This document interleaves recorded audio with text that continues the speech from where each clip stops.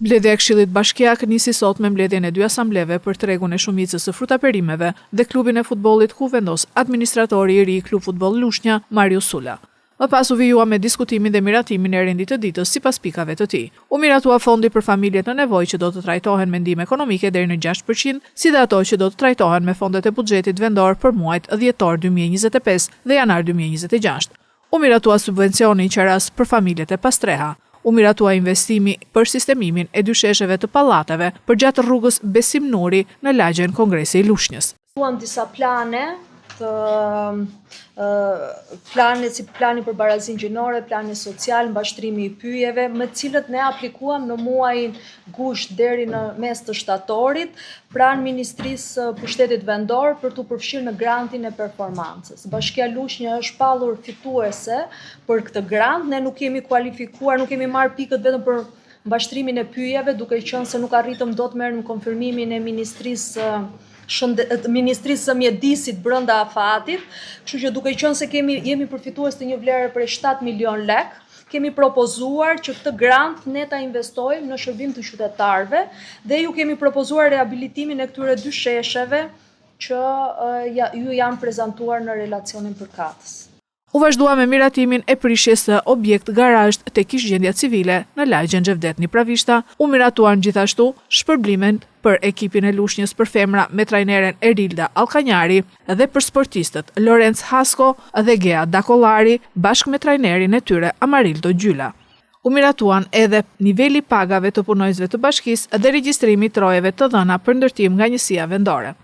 Jashtë rendit të ditës u diskutua për cilësinë e dobët të punimeve për rehabilitimin e një grup pallatesh në lagjen Xhevdet Pravishta në rrugën Ahmet Shabani. Kam vajtur të kam parë nga afër investimin që po bëhen në lagjen Xhevdet Pravishta dhe konkretisht rruga Ahmet Shabani. Dhe nga banorët me të cilët kam kontaktuar aty,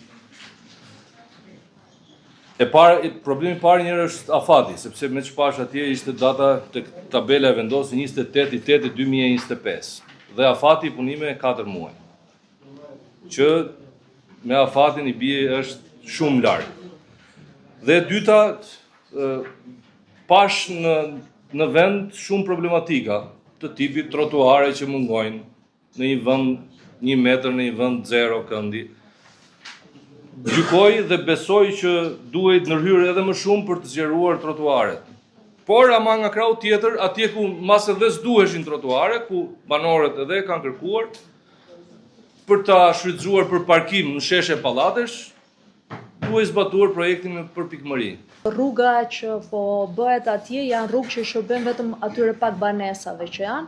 Gjithsesi bashkë me stafin do të shkojmë ta verifikojmë në vend, sepse unë nuk e vë në dyshim, sepse unë kam qenë para 2 muajve kur ka filluar investimi dhe nuk kam shkuar në këto momente, kurse për sa i përket afateve, në momentet që dalin punime të paparashikuara, dalin probleme me afatet e prishjeve apo probleme të ndryshme klimaterike, institucioni bashkisë ka të drejtë të bëjë edhe shtim të afateve të kontratave për zbatimin e punimeve. Kështu që është brenda kufive ligjor dhe kontratave me afatet përkatëse që i ka dhënë bashkia.